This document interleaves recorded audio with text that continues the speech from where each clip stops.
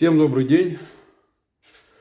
Был задан вопрос, каким образом можно увеличить, я не знаю, теплоотдачу, наверное, камина. Не то, что увеличить.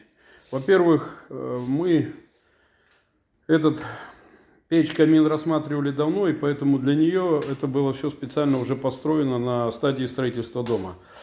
Был сделан такой портал из кирпича. Вот. В стене была сделана кирпичная труба, куда уходит.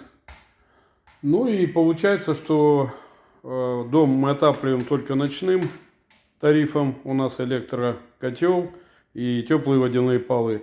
А днем запускаем печь-камин, которую топим на одну закладку.